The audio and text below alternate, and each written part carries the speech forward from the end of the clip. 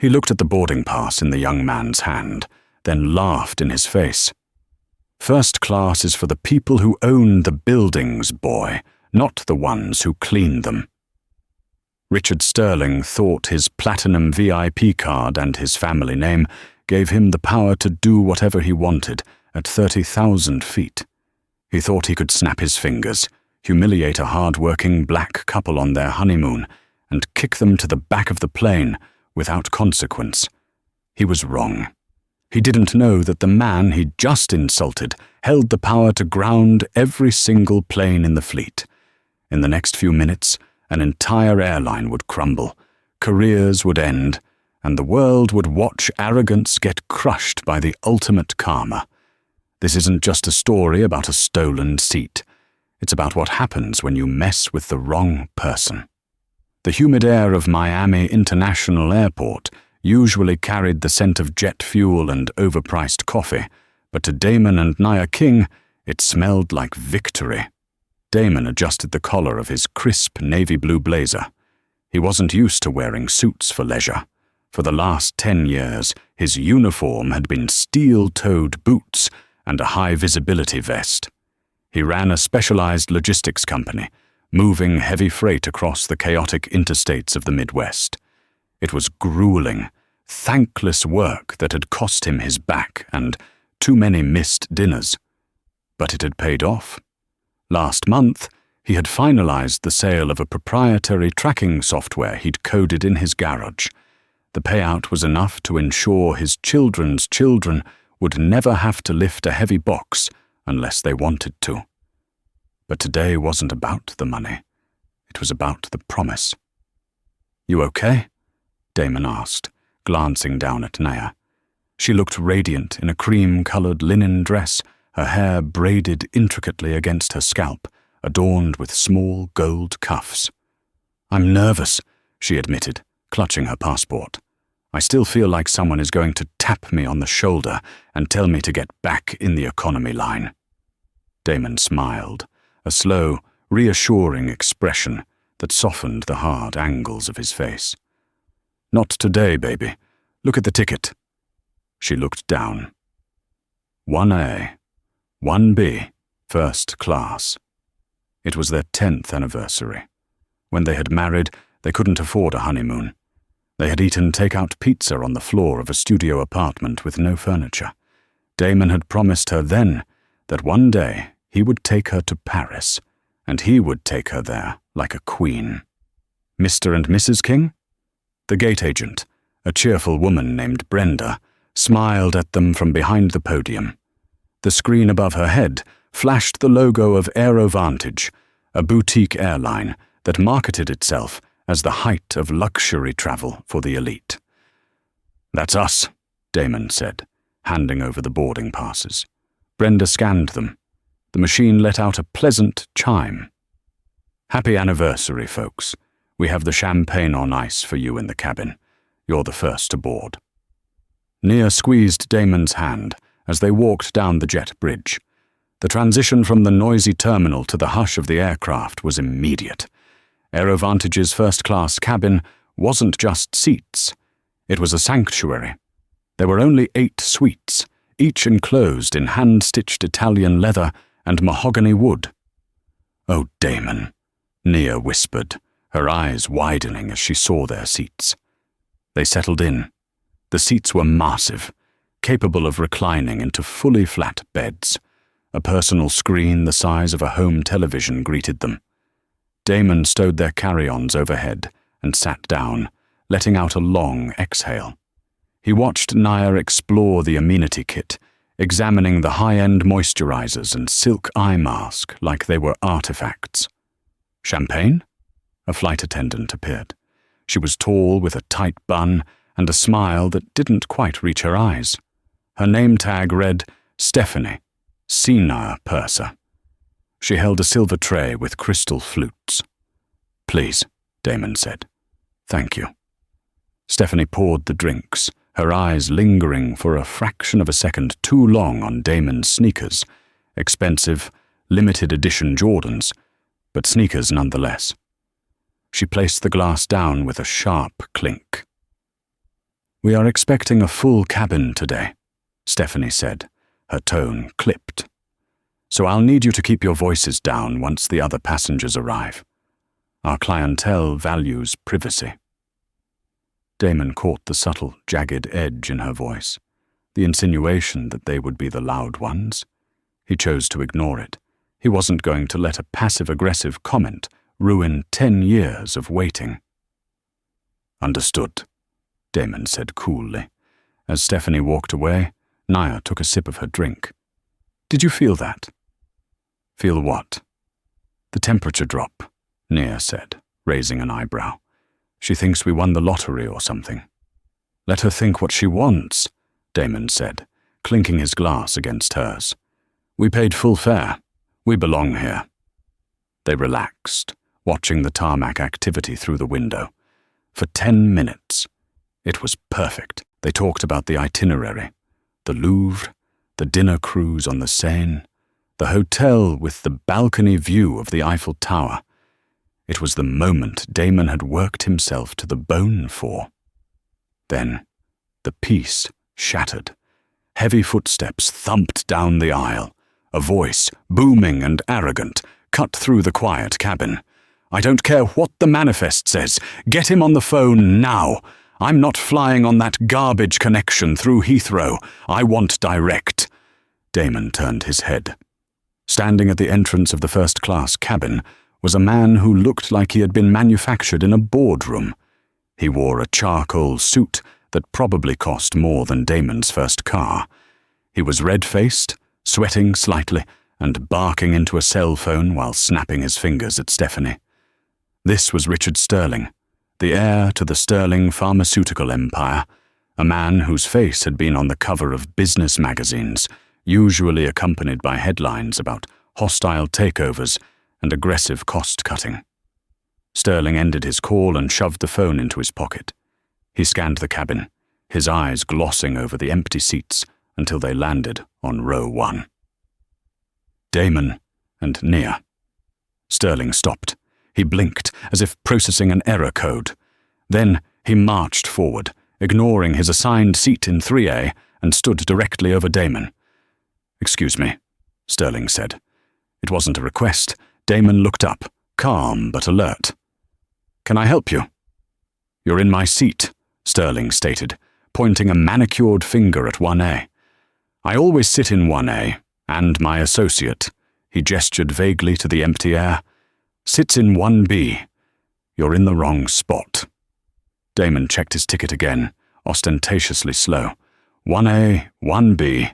"Nope. Looks like we're right where we need to be." Sterling let out a short, incredulous laugh.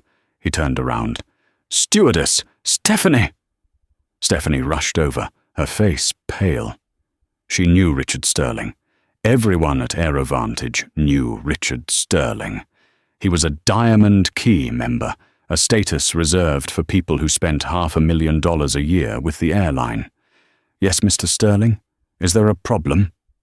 "There is a massive problem," Sterling spat, gesturing at Damon and Naya like they were luggage left in the aisle. "Why are these people in my usual seats? You know I need the bulkhead for my legroom. I have a meeting in Paris as soon as we land. I need to sleep." Stephanie looked at Damon, then back at Sterling. She swallowed hard. "Mr. Sterling, these passengers booked these seats months ago. The manifest shows—" "I don't give a damn about the manifest," Sterling shouted, causing Naya to flinch. "I booked my ticket this morning. My assistant specifically requested the bulkhead. Are you telling me you gave priority to—" He looked Damon up and down, sneering at the hoodie Damon had tied around his waist. "To tourists over a Diamond Key member?" Damon unbuckled his seatbelt. The click was loud in the silence. He stood up. Damon was 6'2", broad-shouldered from years of lifting crates. Sterling was tall, but he was soft. "Watch your tone," Damon said, his voice low and rumbling. "We paid for these seats. We're not moving. Go find your assigned seat and sit down." Sterling's face turned a violent shade of crimson. He stepped into Damon's personal space. "Do you know who I am?" Sterling hissed. "I could buy you, your little wife, and your entire family tree with the change in my pocket. I am a shareholder in the holding company that fuels this plane. Now get your bags, get up, and get to the back where you belong before I have you thrown off." Neuer reached out, grabbing Damon's arm. "Damon, it's fine. Let's just—" "No," Damon said, not breaking eye contact with Sterling. "It's not fine." He looked at Stephanie. "Ma'am, I'd like you to escort this passenger to his seat so we can depart. He is harassing us." Stephanie looked between the two men. On one side, a polite couple who had paid full fare. On the other, Richard Sterling, a man known for getting flight crews fired for serving coffee that was too lukewarm. Fear won out. Stephanie straightened her posture and turned to Damon, her face hardening. "Sir," she said to Damon, "Mr. Sterling is one of our most valued partners.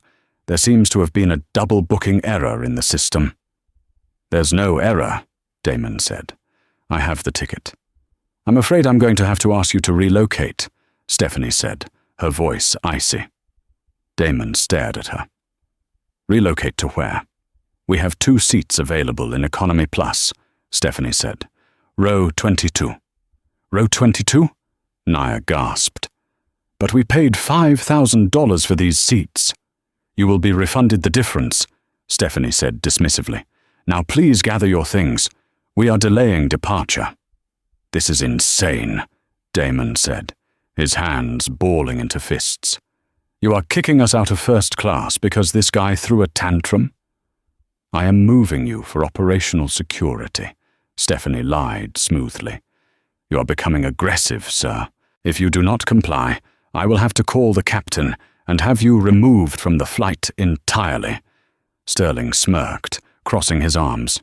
"You heard the lady, boy. Move." Damon looked at Sterling's smug face. He looked at Stephanie's cold, compliant expression. He looked at Nia, who was holding back tears of humiliation. Something shifted in Damon's eyes. The anger didn't disappear. It calcified into something colder, harder, and much more dangerous. He reached into his pocket and pulled out his phone.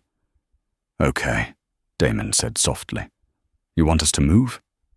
"We'll move." "Damon, no," Nia whispered. "Trust me," Damon said to her. He looked at Stephanie. "But I want it on the record.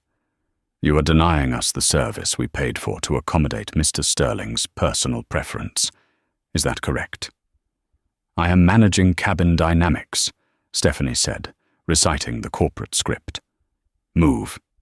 Now." Damon grabbed his bag. He helped Nia up. As they shuffled out of the suite, Sterling stepped in immediately, dropping his heavy briefcase onto the leather seat Damon had just vacated.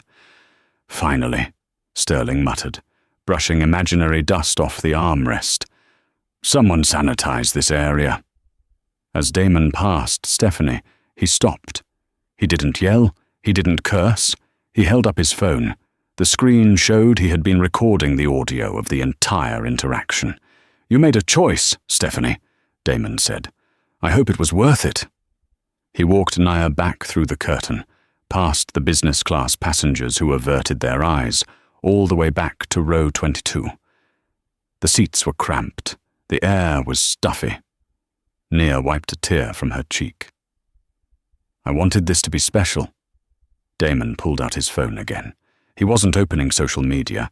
He was opening a secure app with a blue shield icon. He dialed a number. "Who are you calling?" Nia asked. "I'm calling Frank," Damon said. "Frank, your old boss?"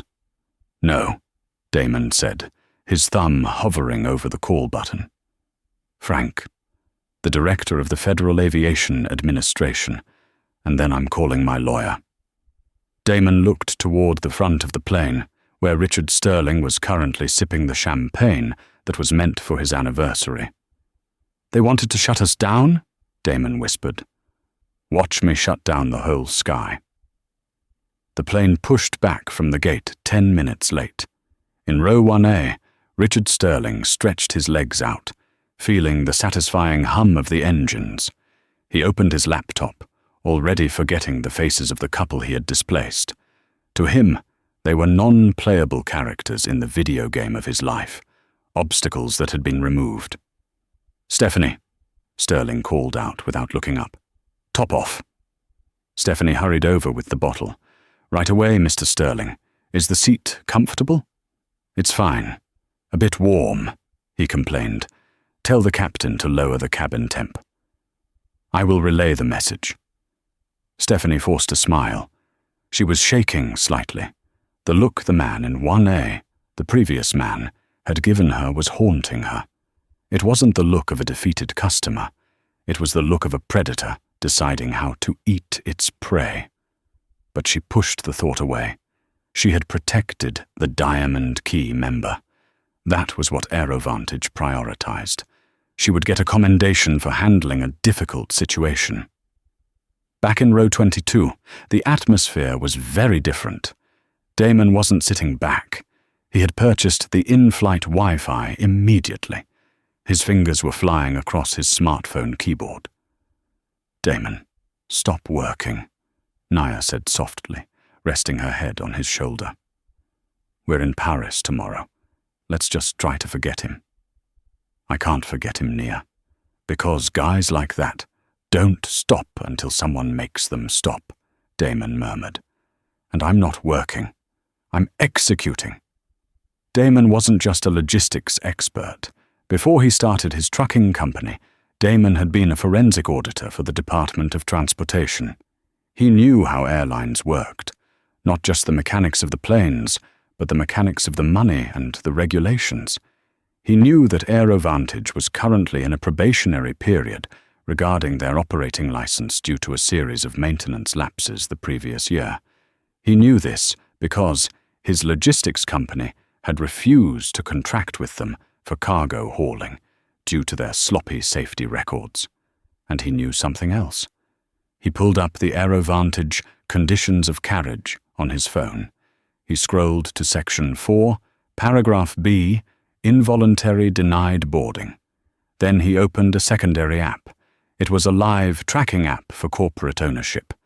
He searched Richard Sterling, Sterling Pharmaceuticals, Sterling Holdings, Sterling Holdings. Damon's eyes narrowed.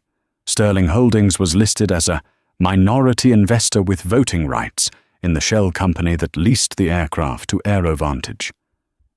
"Gotcha," Damon whispered. "What is it?" Naya asked. "Sterling isn't just a passenger," Damon said, showing her the screen. "He's technically a part owner of the plane, and he just used his position to kick a paying customer out of a seat to facilitate his own travel. That's not just rude, Nia. That's a violation of federal aviation statutes regarding insider privilege and passenger rights. It's illegal to prioritize operational staff or owners over revenue passengers without declaring a safety emergency." "So what does that mean?" "It means," Damon said, "that the captain just signed off on a federal crime." Damon hit send on an email he had been drafting. The subject line read, "Urgent, Title 14, CFR violation, Flight AVE 882, imminent safety risk." It was sent to the direct inbox of the Regional Inspector General for Aviation, a man Damon played poker with twice a year. Up in the cockpit, Captain Miller was going through the pre-flight checklist. He was a veteran pilot, tired and 2 years from retirement. He had signed the manifest change Stephanie had brought him without looking at it. He just wanted to get in the air. "Tower, AeroVantage 882, ready for taxi," Miller said into his headset. "AeroVantage 882, Tower. Hold position." The air traffic controller's voice came back. It sounded different. Tense. "Tower, we are at the hold line. Is there traffic?" "AeroVantage 882, hold position immediately. Do not, I repeat, do not enter the active runway. You have been flagged." Captain Miller frowned. "Flagged? By who?" Company dispatch? There was a pause. The static hissed in his ear. Negative 882. You've been flagged by the FAA Regional Director. They are ordering an immediate return to gate. Ground stop order issued for your specific aircraft. Miller's blood ran cold. Ground stop? For what reason? Reason cited. Gross violation of passenger manifest integrity and potential unauthorized commandeering of aircraft by non-crew personnel. Captain, you are ordered to cut engines and wait for airport police and federal agents. Miller looked at his co-pilot, confusion washing over him. Unauthorized commandeering. Who the hell is on this plane? In row 1A, Richard Sterling was annoyed. The plane hadn't moved. Stephanie, he shouted. Why are we sitting here? I have a schedule. Stephanie came running from the galley. I don't know, Mr. Sterling. The captain said... Suddenly, the PA system clicked on. Captain Miller's voice was shaking. Ladies and gentlemen, this is the captain. I have been ordered by federal authorities to return to the gate immediately. Please remain seated with your seatbelts fastened. Police will be boarding the aircraft shortly. A murmur of panic ripped through the plane. People looked out the windows. Flashing blue and red lights were swarming the jet bridge. In row 22, Damon King locked his phone screen and put it in his pocket. He turned to Nia and smiled. You ready to see some fireworks? Damon, Nia said, eyes wide. What did you do? I just pulled the emergency brake, Damon said calmly. Now, let's watch them hit the windshield. The plane jerked as the tug vehicle latched on to drag it back to the gate.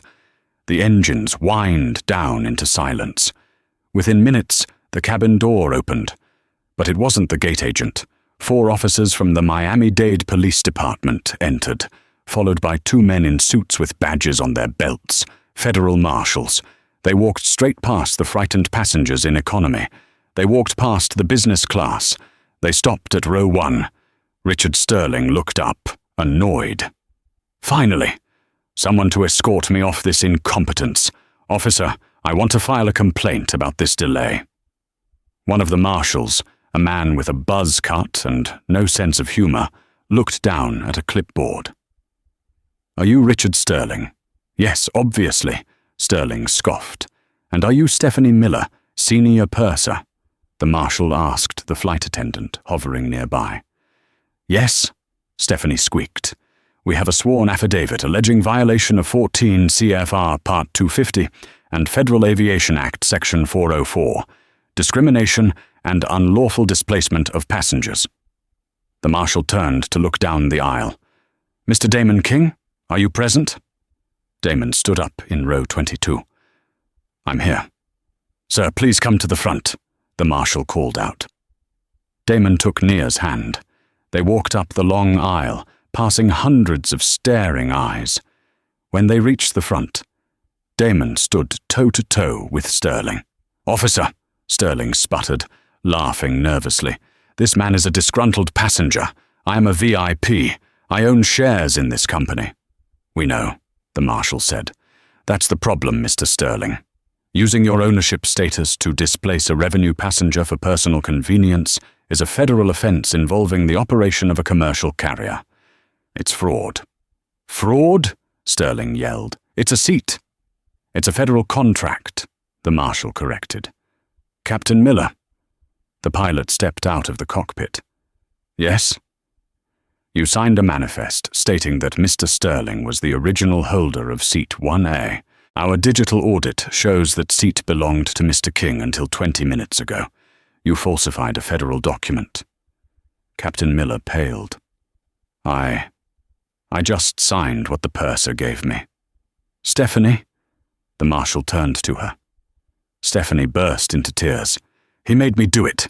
Mr. Sterling said he'd have me fired. Well, the marshal said, pulling out a pair of handcuffs. You're definitely fired now. He turned to Sterling. Richard Sterling, please stand up. You're being detained for interference with a flight crew and federal aviation fraud. You can't touch me, Sterling screamed as the officer grabbed his wrist. "I'm Richard Sterling. I'll sue you. I'll sue all of you." "You can call your lawyer from the holding cell," the marshal said, clicking the cuffs tight. "Mr. King? Mrs. King?" "Yes," Damon said. "This aircraft is now a crime scene and is grounded," the marshal said. "However, another carrier has been notified. American Airlines has a flight to Paris departing in 1 hour. We have arranged for you to be escorted there. First class, on the government's dime as witnesses." Damon looked at Sterling, who was being shoved into the aisle, red-faced and ranting. "Have a nice flight, Richard," Damon said. Sterling lunged at him, but was held back by the police. "You'll pay for this. Do you know who I am?" "Yeah," Damon said, leaning in close. "You're the guy who just lost his airline." The holding room at Miami International Airport was nothing like the first-class lounge. It was a windowless box painted a depressing shade of beige, smelling of industrial cleaner and stale sweat. Richard Sterling sat on a metal bench, his expensive suit jacket rumpled, his tie loosened.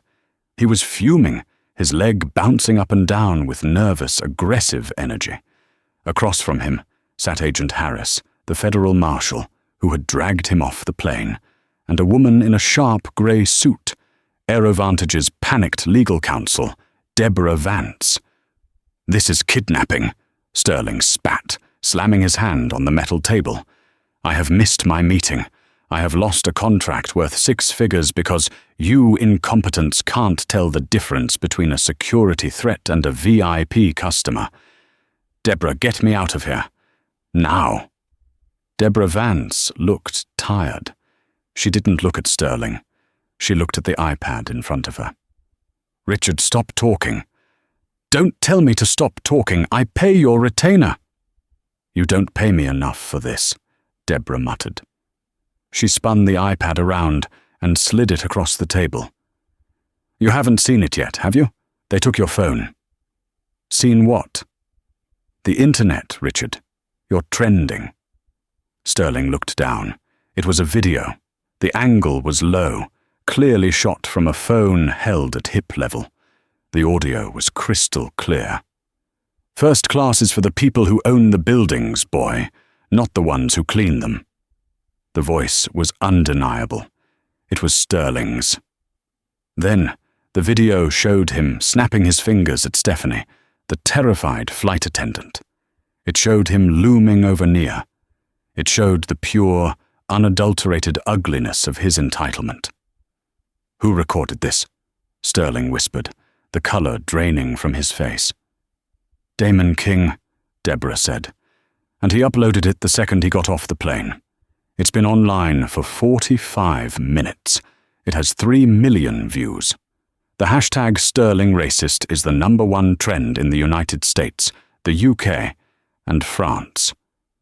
Sterling stared at the screen. It's out of context." "There is no context where that sentence is acceptable, Richard," Deborah snapped, losing her composure. "And it gets worse, because Damon King isn't just a random passenger. You picked a fight with the wrong man. He's a truck driver. I saw his shoes." "He owns King Logistics," Agent Harris interjected, leaning forward. "He holds government contracts for moving hazardous materials. He has higher security clearance than you do. And more importantly, he knows the regulations better than your pilots do." Harris opened a folder. "Mr. King filed a formal complaint detailing that you, as a minority shareholder of the leasing company, utilized undue influence to bypass federal safety protocols. He alleged that Airovantage has a culture of bypassing rules for profit." "That's ridiculous," Sterling scoffed, trying to regain his footing. "He's just angry." "Is he?" Harris raised an eyebrow. "Because based on his tip, we did a quick scan of the aircraft's maintenance logs while it was grounded. Guess what we found? Pencil-whipped inspections on the landing gear. Inspections that were signed off by a mechanic who was fired 3 months ago." The room went silent. "That plane wasn't airworthy," Harris said, his voice dropping to a dangerous whisper. If it had taken off, and if that gear had failed, everyone on board could have died, and the logs suggest the maintenance was skipped to save costs mandated by Sterling Holdings. Sterling felt a cold sweat break out on his back. This wasn't about a seat anymore. This was about criminal negligence. "Am I under arrest?" Sterling asked, his voice trembling for the first time. "For the disturbance?" "Yes," Harris said. "But the FAA is now launching a full criminal probe into AeroVantage and Sterling Holdings. We're seizing your passport, Mr. Sterling. You're considered a flight risk." "A flight risk? I'm an American citizen." "You're a liability," Deborah Vance said, standing up and closing her briefcase. "I'm recusing myself, Richard. The firm can't represent you on this. You're on your own." "You can't leave me here," Sterling screamed as she walked to the door. "Watch me," she said, not looking back. Meanwhile, at 35,000 feet over the Atlantic Ocean, the atmosphere was very different. Damon and Naya were seated in the flagship first cabin of an American Airlines Boeing 777. The seats were swivel chairs that converted into desks. The champagne was vintage Dom Perignon. The flight attendants, who had been briefed on who they were carrying, were treating them like royalty. Genuine royalty, not the transactional sucking up that Stephanie had performed. Damon was staring out the window at the clouds, his expression pensive. Nia reached across the aisle and took his hand. "You okay?" she asked softly. Damon looked at her. "I am. I hate that we had to go through that to get here." "You stood up for us," Nia said. "You didn't just take it. Most people would have just moved to row 22 and complained about it later." "That's the problem, Nia. Men like Sterling count on that. They bank on our silence. They think their money buys them the right to treat people like furniture." Damon took a sip of water. "I checked the stock market before we took off. And AeroVantage stock dropped 14% in 1 hour. Sterling Holdings is down 8%. He lost about $40 million while we were taxiing to the runway." Nia's eyes widened. $40 million.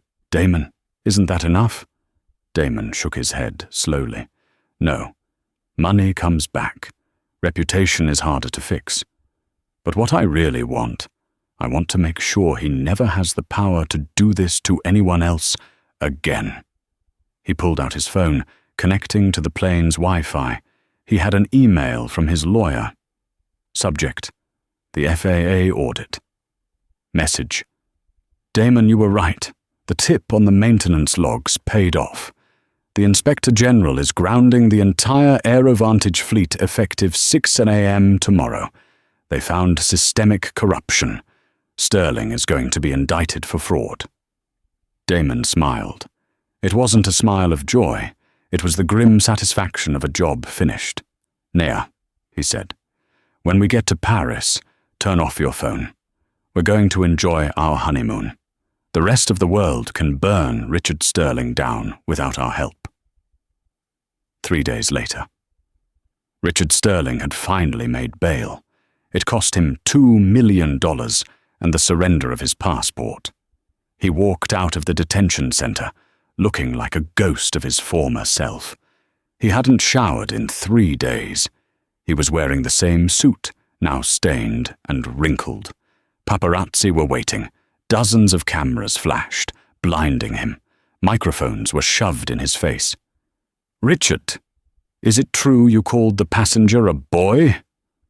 "Richard, did you order the falsification of maintenance records?"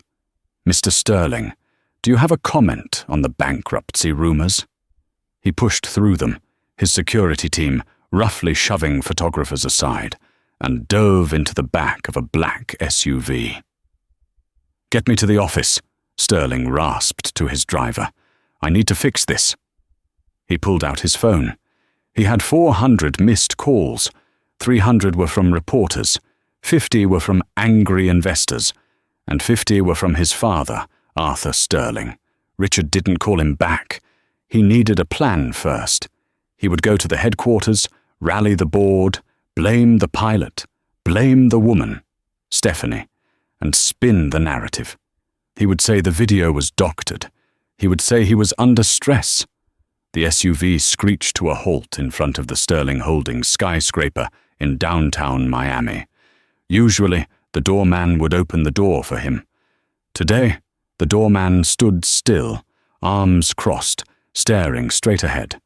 Richard opened his own door and stormed into the lobby.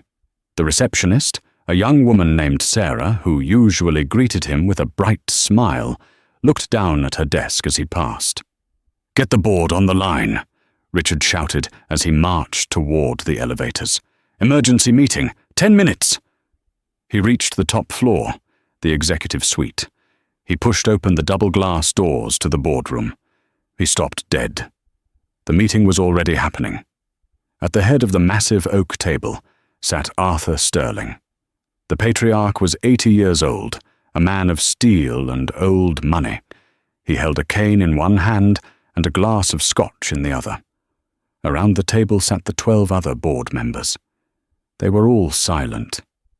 "Dad," Richard breathed, stepping into the room. "Thank God you're here. Listen, it's a disaster, but I can fix it. We need to issue a statement denying the—" "Sit down, Richard," Arthur said. His voice wasn't loud. It was a low rumble, like distant thunder. "Dad, we don't have time to sit. The stock is—" "I said sit down!" Arthur roared, slamming his cane onto the table. The sound cracked like a gunshot. Richard flinched. He walked to his chair, the one to the right of his father, and sat. Arthur looked at his son with eyes devoid of love. Only disappointment remained. "Do you know how much money this family has lost in the last 72 hours?" Arthur asked quietly. "It's a fluctuation, Dad. It's the news cycle. It'll blow over." "Aerovantage has been grounded indefinitely by the FAA," Arthur said. "Their operating license has been suspended. The leasing company is suing us for breach of contract. Our pharmaceutical division is facing a boycott from 3 major hospital chains who refuse to do business with a company run by a bigot, as they put it in their press release." Arthur slid a piece of paper across the table. "What is this?" Richard asked. "It's your resignation," Arthur said.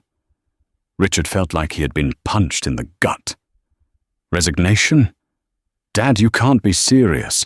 I built the airline division. You destroyed it," Arthur yelled. "You destroyed it because you couldn't handle sitting in row 3A. You let your ego write a check that my legacy has to cash. You insulted a man who had the power to audit us, Richard. Did you even bother to check who Damon King was? He was nobody. He was wearing sneakers.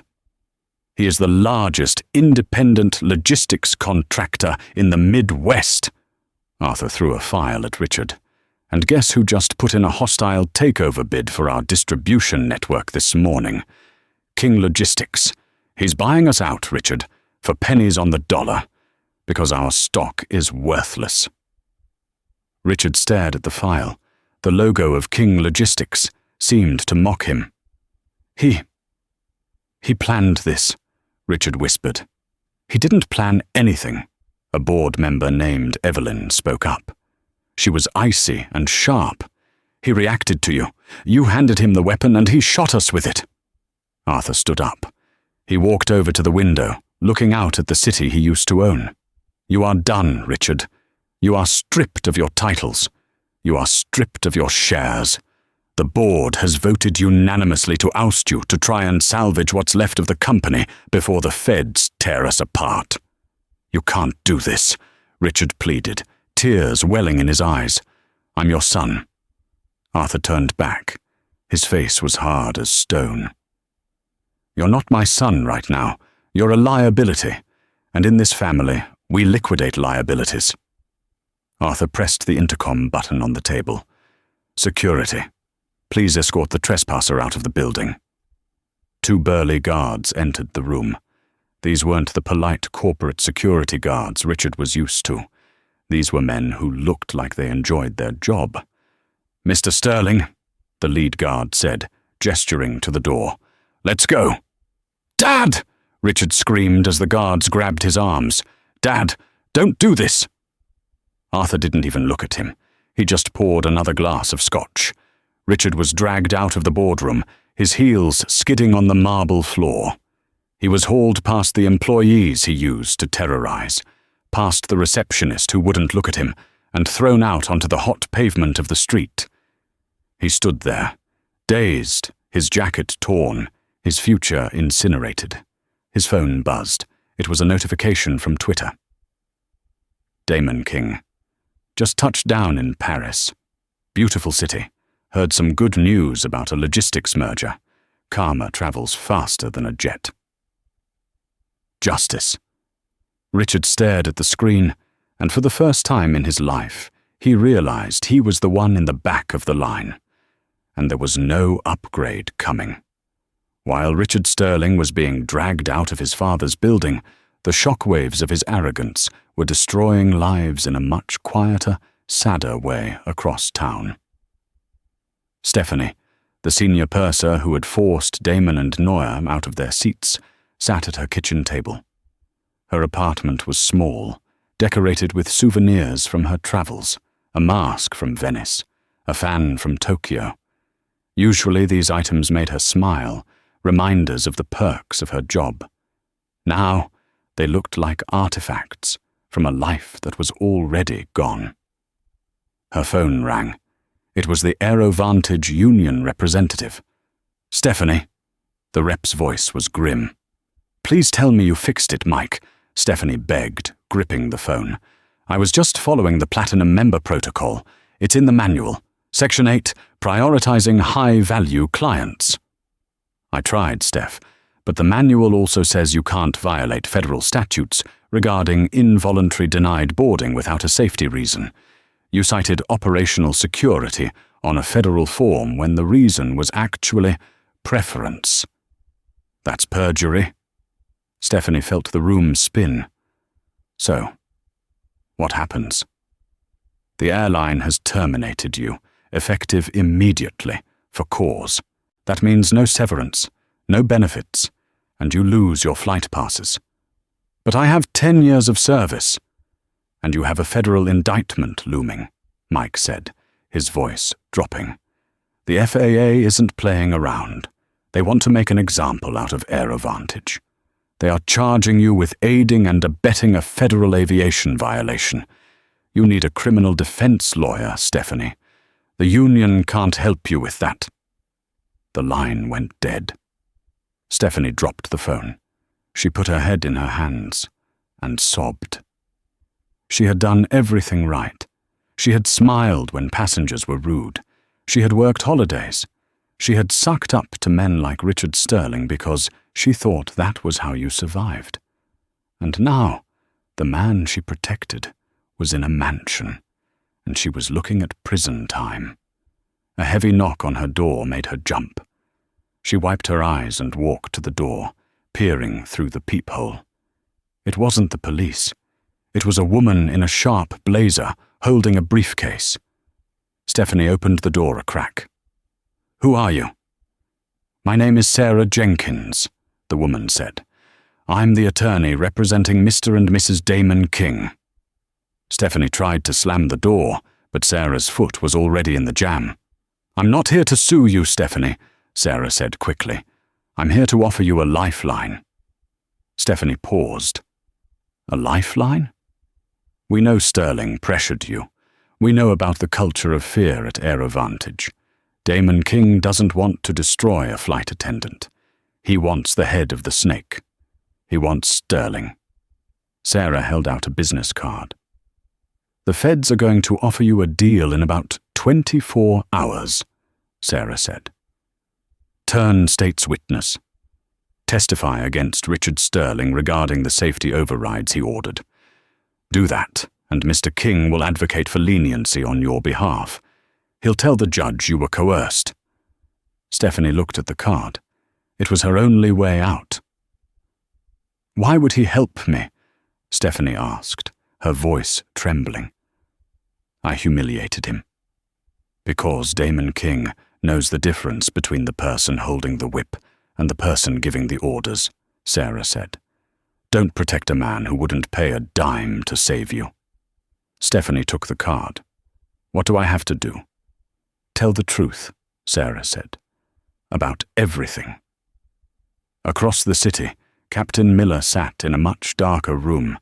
His pilot's license lay on the table, cut in half by the scissors he held in his shaking hand. He had been 2 years from a full pension. He had planned to buy a boat in the Keys. Now, the FAA had permanently revoked his medical clearance and his transport pilot certificate. He would never fly again. Not even a Cessna. He poured a glass of whiskey, staring at the wall. He had let a rich kid bully him into compromising the safety of his ship. He had signed the manifest without looking because he was tired and didn't want the conflict. His wife walked into the room. "The lawyer called, Jim?" "And?" "He said if you testify against Sterling, they might let you keep the partial pension, just the base amount. But you have to admit that you knew the landing gear inspection was skipped." Miller closed his eyes. To admit that was to admit he was a bad captain. It was the ultimate shame. "Do it," his wife said softly. "Richard Sterling has enough money to buy his way out of hell. We don't." Miller nodded slowly. The code of silence among pilots was strong, but the instinct for survival was stronger.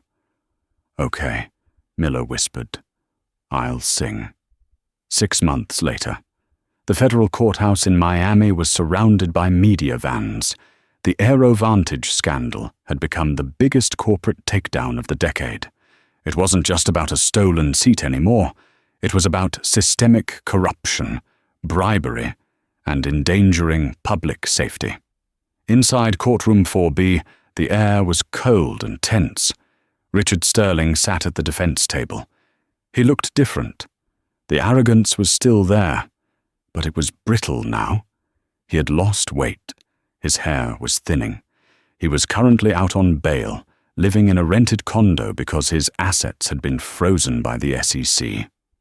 On the other side sat the prosecution team, led by a ruthless assistant U.S. attorney named Marcus Thorne, and sitting in the front row of the gallery, calm and composed, were Damon and Nia King. They had returned from their honeymoon months ago. Damon's company had successfully acquired the logistics arm of Sterling Holdings, stripping Richard of his last remaining power base. But Damon wasn't here for business. He was here for closure. The prosecution calls Damon King to the stand. Damon walked to the witness box. He wore a charcoal suit, perfectly tailored. He looked every inch the CEO he was. He swore the oath and sat down. "Mr. King," Thorne began, "can you describe the events of October 14th? "I can," Damon said, his voice steady. He recounted the incident, the insults, the racial slurs, the forced removal. He spoke without anger, just cold, hard facts. Sterling's defense attorney, a high-priced fixer named Mr. Blackwood, stood up for cross-examination. He knew he couldn't win on the facts, so he tried to attack Damon's character. "Mr. King," Blackwood said, pacing, "you claim you were humiliated. Yet isn't it true that you used this incident to launch a hostile takeover of my client's company? Isn't this whole trial just a corporate strategy to lower the stock price so you could buy it cheap?" A murmur ran through the courtroom. It was a dirty tactic, trying to paint the victim as the mastermind. Damon leaned into the microphone. "I bought the company because it was being run by incompetents who thought safety regulations were suggestions. The stock price dropped because your client was exposed as a fraud, not because I wanted a discount. I don't need discounts. I can afford full price." "Objection!" Blackwood shouted. "The witness is hostile." "The witness is telling the truth," the judge said dryly. "Overruled." Blackwood floundered for a moment, then sat down. He knew he had lost that round. "The prosecution calls its final witness," Thorne announced. "We call Stephanie Vance." A gasp went through the room. Sterling whipped his head around. He hadn't known Stephanie was on the witness list. He had assumed she was long gone, buried under her own legal troubles. Stephanie walked in. She looked stronger than she had 6 months ago. She kept her eyes fixed on the judge, refusing to look at Sterling. "Miss Vance," Thorne said, "you were the senior purser on the flight?" "Yes." "Why did you move, Mr. King?" "Because Richard Sterling told me to." "And why did you listen to him? Was it company policy?" "No," Stephanie said, her voice clear. "It was fear. Mr. Sterling frequently threatened the jobs of crew members who didn't bend the rules for him. He told us that because his family owned the leasing company, he was the law on that plane." "Did he ever ask you to ignore safety protocols?" "Objection," Blackwood screamed. "Hearsay." "I have the emails," Stephanie said, cutting through the lawyer's shouting. She pulled a stack of papers from her pocket. "I printed them before my access was revoked. Emails from Richard Sterling to the flight operations team." The courtroom went dead silent. "Read the highlighted section, please," Thorne said. Stephanie held up the paper. Her hands were shaking, but her voice was strong. Email dated August 12th. Subject: maintenance delays. Content: I don't care about the landing gear sensor glitch. Override it. I need that bird in the air for the Aspen trip. If the pilots refuse, find me pilots who want to keep their jobs. Just get it done. Pandemonium broke out. The gallery erupted. Reporters were typing furiously. That email was the smoking gun. It proved that Sterling wasn't just a rude passenger. He was actively ordering the bypass of critical safety sensors. He was gambling with lives. Sterling stood up, his face purple. "She's lying. That's faked. I never sent that." "Mr. Sterling, sit down," the judge bellowed. "She's a disgruntled waitress. I said sit down, or you will be held in contempt." Sterling collapsed into his chair. He looked at the jury. They were looking back at him with expressions ranging from disgust to hatred. Damon watched from the gallery. He saw the moment the light went out in Sterling's eyes, the moment he realized his money couldn't fix this. Stephanie finished her testimony. As she stepped down, she walked past the defense table. She stopped for a brief second. "First class is for people with class, Richard," she whispered. "Not you." The prosecution rested. The defense rested immediately. They had nothing. The jury deliberated for less than 3 hours.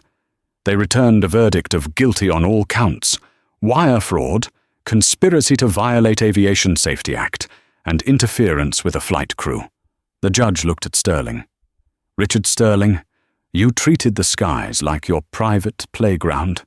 You endangered hundreds of lives to satisfy your own ego.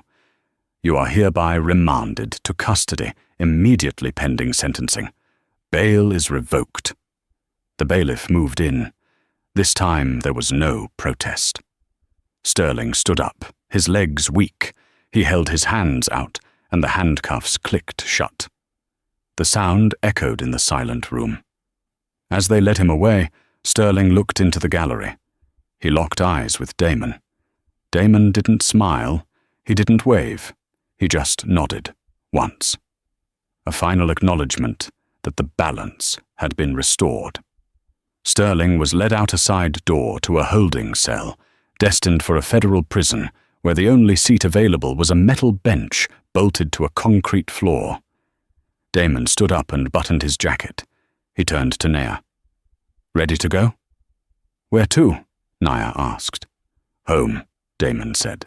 "I have a company to run, and I think we need to hire a new safety director. I have a feeling Captain Miller is looking for work." Nia smiled. "You're hiring the pilot?" "He made a mistake," Damon said, "but he told the truth in the end. Everyone deserves a second chance, except Richard." They walked out of the courthouse, hand in hand, into the bright Miami sunshine. Behind them, the heavy oak doors closed, sealing the fate of the man who thought he was untouchable. 6 months later, the world had moved on. But for Richard Sterling, time had stopped. Inside the Federal Correctional Institution at Coleman, there were no first-class amenities. There was only the harsh buzz of fluorescent lights and the smell of industrial bleach. Richard, once the heir to a pharmaceutical empire, was now inmate 189-2004, assigned to the sanitation crew. He was on his knees, scrubbing the grout of the communal showers, when a small TV in the break room caught his eye. It was Bloomberg News. The headline read, "King Logistics acquires Sterling Distribution for pennies on the dollar." Richard froze, water dripping from his sponge. On the screen, Damon King stood in front of a warehouse that used to belong to the Sterling family. He looked powerful, calm, and respected. "We're rebuilding this network with a focus on people," Damon told the reporter. "Honesty moves freight faster than arrogance." "Hey, Sterling!" a guard shouted, banging his baton on the doorframe. "Less watching, more scrubbing. You missed a spot." Richard looked at the screen one last time, seeing the man he had tried to crush, now sitting on his throne. He bowed his head and went back to scrubbing the floor. He finally understood his place in the world. 500 miles away, in the gleaming headquarters of King Logistics in Chicago, the mood was very different. Damon sat at his desk, reviewing the acquisition files. There was a knock at the door, and a man in a high-visibility vest walked in. It was Jim Miller, the former Aerovantage captain. He looked 10 years younger. "Safety checks are complete on the new fleet, boss," Miller said confidently. "We grounded 2 trucks, not taking any chances." "Good work, Jim," Damon nodded. "Safety first." As Miller left, Stephanie walked in. She was no longer wearing a flight attendant uniform.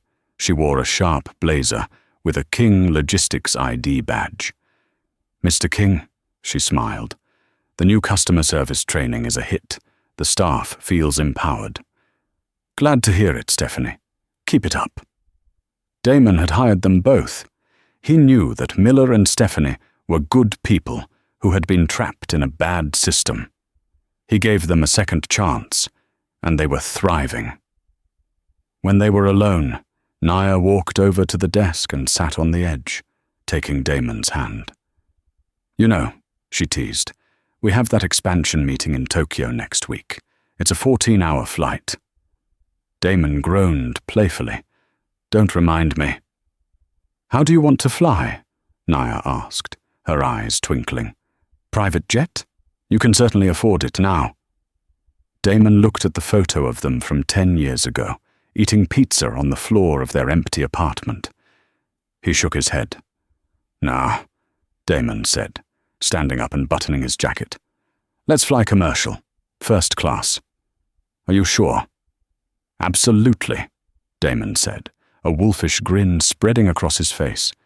"But this time, if anyone asks me to move, I'm just going to buy the whole damn airline." Nia laughed and kissed him. They looked out the window at the city skyline, 2 monarchs of their own making. They had proven that dignity isn't something you buy with a platinum card. It's something you carry in your soul. And karma? Karma was just a flight that always arrived on time. And that is how Richard Sterling went from sipping champagne in seat 1A to scrubbing prison showers in cell block C. It's a brutal reminder that money might buy you a first-class ticket, but it can't buy you class, and it certainly can't save you when you cross the wrong person. Damon King didn't just get revenge, he got justice, and he lifted everyone else up with him. What did you think of this story?